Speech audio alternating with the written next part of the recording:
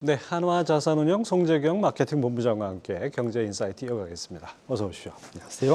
FOMC 6월 의사록 공개됐는데 내용을 보니까 올해 추가 금리 인상을 이어간다라는 당초 예상 그대로 담겨 있어요. 네, 어떻게 보셨습니까? 맞습니다. 어제 의사록도 나오고 또 ADP 또 그 신규 고용 수치까지 나오면서 사실 시장이 좀 많이 화들짝 놀란 그렇죠. 거고요. 기본적으로 의사록 내용은 다들 보셨겠지만 소위 말하는 매파 본색을 그대로 드러냈다 보시면 좋을 것 같고, 사실은 역대급으로 한 40여 년 만에 가장 빠른 속도로 가장 높게 지금 금리를 인상을 했지 않습니까? 그렇기 때문에 통상 이런 것들이 효과가 서서히 지연되면서 나타나기 때문에 그걸 한번 살펴보자는 측면에서 6월 달을 소위 이제 더 금리 올리자는 일부 연준 위원들을 말리면서 사실은 한번 건너뛰었을 뿐이지, 지금 7월 달과 9월 달에 금리 인상 가능성에 대해서는 완전히 열어둔다라는 것이 의사록에 제대로 나왔다 보시면 좋을 것 같고요. 어제 실제로 ADP 그 신규 고용 수치, 그다음에 오늘 밤에 발표될 미국 고용부의 이제 그런 고용 시장 동향, 이런 것들이 결국은 지금 미국의 시장 금리 지금 10년물이 이제 4%를 넘었고 2년물이 5%를 넘어섰습니다. 결국은 지난 10월 달 수치를 다시 상향 돌파하고 있는 상황이거든요. 결국 이런 것들이 결국은 연준의 매파 본색을 이제 시장도 인정하기 시작한 거다. 이렇게 보셔야 될 것 같습니다. 결국 미국 노동 시장 타이트하고 그다음에 그 당초 인플레이션 연준 목표치 2%는 이건 요원한 거 아닌가 이런 생각이 들어서 결국 물가 상승률 2%대 갈 때까지 계속 드라이브를 이어가겠다 이렇게 봐야 되나요? 그래야 될 것 같습니다. 이게 무슨 말이냐면 지금 고용 시장이 이렇게까지 소위 말하는 이제 시장을 좀 쿨다운이라고 하죠. 이렇게 많이 좀 냉각시키려고 연준이 애를 썼음에도 불구하고 고용 시장이 이렇게까지 화랑을 미칠 줄을 이제 사실은 예측지 못하고 있는 거라고 봐야 될 것 같고요. 연준한테는 두 가지 정책 목표, 이제 너무 잘 아실 겁니다. 투자자분들은 최대 고용과 물가 안정, 이 두 마리 토끼를 잡아야 되는데, 최대 고용은 여전히 지속적으로 지금 나타나고 있는 상황이기 때문에 그렇다면 물가 안정이 좀 더 포커싱을 해야 되고 2%까지 내려가는 게 결코 녹록치 않다라고 누누이 얘기를 한다는 것을 보신다면은 결국 연준 입장에서는 올해 하반기로 들어가면서 물가 안정이 좀 더 포커싱. 결국 그 얘기는 결국은 금리 인상 또는 이제 긴축의 강도를 여전히 좀 더 고삐를 잴 가능성에 대해서는 무게를 좀 두실 필요가 있겠다 이렇게 말씀드립니다. 이 최대 고용과 물가 안정, 이게 사실 경제학적으로 보면 좀 모순된 상황이지 않습니까? 맞습니다. 물가 안정되면 당연히 고용이 축소돼야 되는데 그걸 둘이 같이 견뎌야 된다는 것이 연준의 고민인 것 같습니다. 자, 이런 가운데 기술주들의 반등이 심상치 않습니다. 연준이 아무리 매파 분석을 보여도 기술주는 계속 간다. 실적이 좋은 기술주는 간다. 이건가요? 이거는 사실은 시장이 올 상반기에 저도 마찬가지지만 예상치 못했던 유동성 랠리의 결과물이다라고 보시는 게 좀 더 맞을 것 같고요.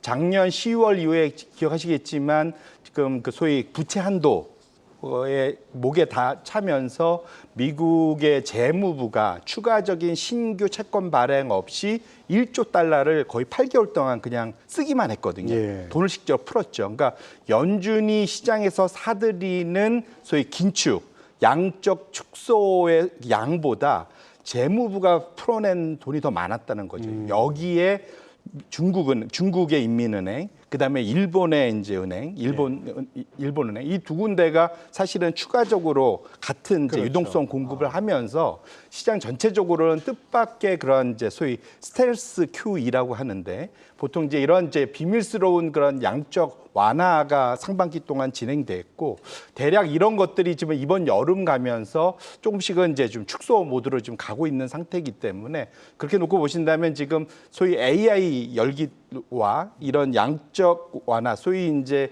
유동성 랠리가 결합되면서 상반기에 기술주 강세가 나타났지만 실적이 뒷받침되지 못하는, 일부는 뒷받침되긴 하고 있지만 이거 실적이 올라가기보다는 멀티플이 올라가는 이런 이제 장세는 계속 지속되기는 만만치 않은 국면으로 접어들고 있다 이렇게 보셔야 될 것 같습니다. 이 관련해서 미국 시장에서도 비슷한 견해들이 나오고 있는데요. 미국 자산운용사 이 베이커 에베뉴 엘스의 킹 립 수석 전략가가 있는데요.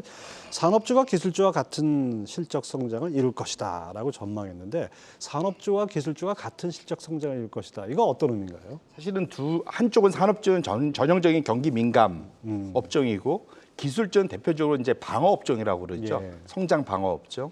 이렇게 나눠지는데 산업주에 대해서 관심을 보이는 건 저는 그렇게 보고 해석을 할 것 같습니다. 뭐냐면 이거는 결국은 미중 갈등 때문에 네. 경제 블록화, 탈세계화 때문에 결국 리쇼어링이라고 하지 않습니까?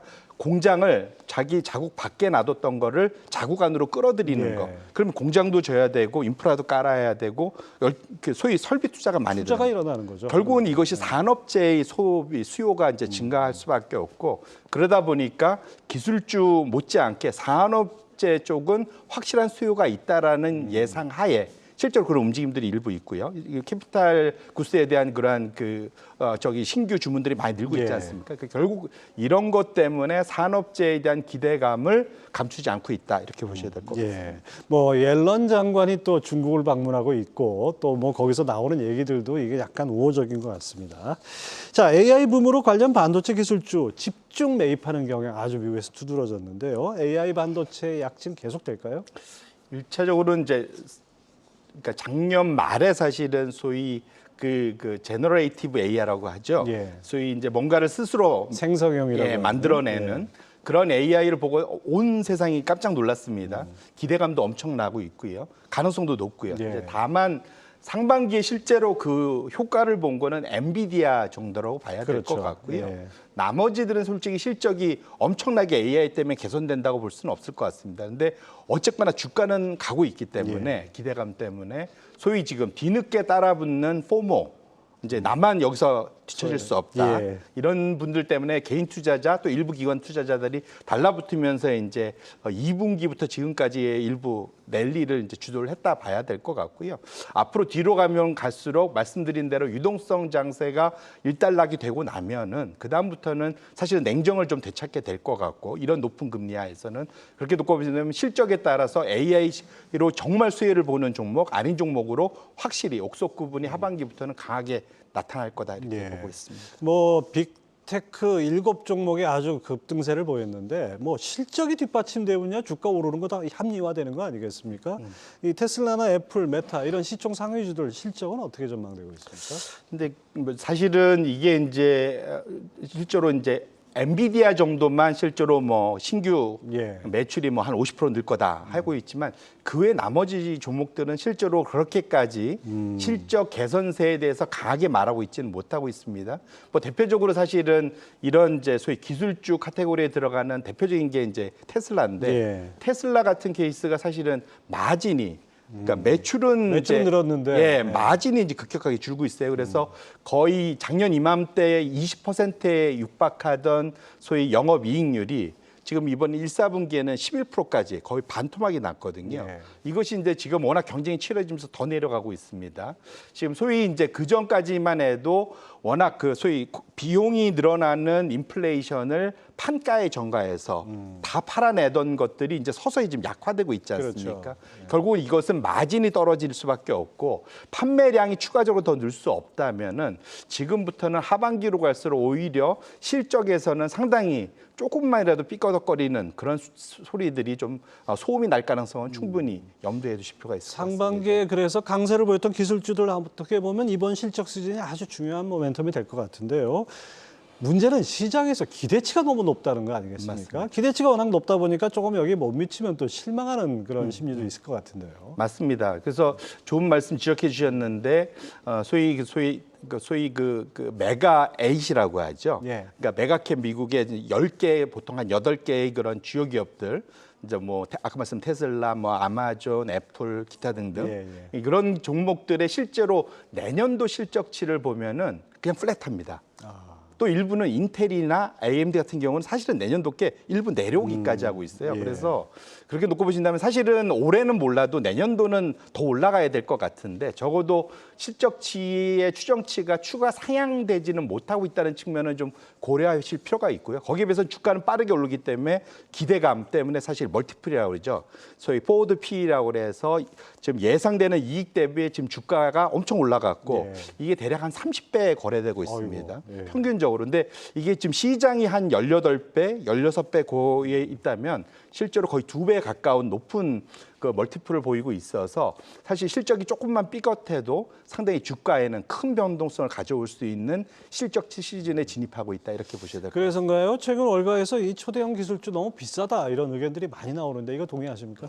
저는 그렇게 보고 있는 상황입니다. 그래서 사실은 아까 말씀드린 대로 지금부터는 주가의 그런 기대감 중요하지만 아까 말씀드린 대로 지금 금리가 많이 올랐잖아요. 예. 그러면 이제 소위 이제 시장이 그 기업에 대해 요구하는 요구 수익률이 높아진 겁니다. 그렇기 때문에 정말로 실적 상승률, 증가율이 아주 빠르게 나타나지 않는다면 상당히 좀 뭐랄까 실망해서 이익 실현하는 그런 매물들이 나올 가능성에 대해서 좀 염두해 주실 필요가 있겠습니다. 예.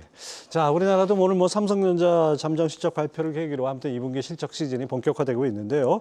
우리 본부장님 주목하시는 국내외 실적주들 어떤 것들이 있습니까? 네, 뭐 사실 2분기보다는 앞으로 3분기, 4분기가 더 중요할 텐데 내년으로 갈수록 2분기 서프라이즈만 놓고 보면 지금 예측되고는 그 어닝 서프라이즈 업종은 항공, 화학, 해운, 방송, 엔터테인먼트 이런 예. 쪽이 좀 상대적으로 이제 서프라이즈가 날 거다. 지금까지 컨센서스가 나오는 분야라고 볼 수 있을 것 같고요. 반대로는 좀 실망할 수 있는 업종은 정유, 호텔 레저, 게임, 뭐 조선, 철강, 화장품 이런 쪽이 상대적으로는 좀 미쌀 것 같다 보고 있고요. 그래서 어쨌든 아직은 뚜껑을 안 열어봤기 때문에 이런 종목 업종에 대해서는 상당히 좀 관심을 가지고 보실 필요가 있겠다 이렇게 말씀드립니다.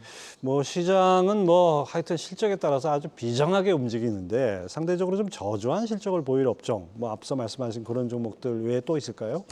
뭐 사실은 지금은 오히려 지금 주가가 많이 오른 업종, 많이 오른 종목에 대해서도 조심할 필요가 있겠다. 말씀드린 대로 금리가 올라가는 건 상당히 주가에는 부담입니다. 그래서 지금 기대감만으로 주가가 많이 올라간 그런 분야, 그다음에 특히 부채가 돈을 예. 빌려서 투자하고 있는 그런 기업들은 당장 지금 영업이 캐시플로우가 많이 나오지 않는다는 거잖아요. 그렇게 놓고 보면은 뒤로 갈수록 지금 소위 이자 부담이 커질 수가 있기 때문에 그런 측면에서 놓고 보면 단순히 기대감, 그러니까 소위 성장성만으로 주가가 많이 올라간 업종이든 종목이든 이런 것들에 대해서는 상당히 좀 계속 예의 관찰하실 필요가 있겠다는 말씀드립니다. 지금 7월 달 들어서 뭐 어떤 하반기에 대한 기대, 첫날은 괜찮았는데 이번 주 들어서 보면 하반기에 대한 기대보다는 뭔가 좀 조정 분위기가 좀 크고 그다음에 그 뭐 새마을금고 사태나 이런 것 때문에 그런가요? 뭐 기관들이 매도가 많고 뭐 이런 것들이 약간 분위기가 좀 가라앉는 것 같아요. 7월 투자 전략 어떻게 짜야 될까요? 기본적으로는 지금은 아까 말씀드린 대로 기대감만으로 유동성 장세로 많이 올라와서 올해 사실은 일단 많이 올라왔지 않습니까? 예. 그래서 지금 차익 실현, 특히 이제 하반기를 보고 위험 관리 측면에서 차익 실현하는 매물들이 나오고 있는 거다 보셔야 될 것 같고요. 지금은 하반기의 경기에 대한 경계심들이 좀 더 좀 강해지고 있는 상황입니다. 그리고 연준이 숫자가 오히려 지금 굿뉴스가 나온 고용지표가 강할수록 주가는 오히려 안 좋아지는 그렇죠. 지금 역현상이 나타나고 있지 않습니까? 그렇게 놓고 보신다면 지금부터는 굿뉴스가 과도한 정책 실수 유발을 일으킬 수 있는 쪽으로 점점 가고 있기 때문에 지금부터는 그러한 것에 대한 경계심을 가지고 포트폴리오 관리하시고 성장주든 가치주든 가지고 계신 것 중에서는 품질이 높은 결국은 자산 소위 그 현금이 많고 예. 그 다음에 부채가 적고 ROE가 높은 이런 이제 소위 말하는 품질주라고 하죠. 이런 종목으로 포트폴리오를 좀 집중하실 필요가 있지 않을까 이렇게 말씀을 드립니다. 하여튼 7월 달 뭐 당초 기대했던 것보다는 조금 더 위험 관리를 함께 병행하는 그런 장세인 것 같습니다. 하나자산운용 송재경 마케팅 본부장 함께했습니다. 감사합니다. 고맙습니다.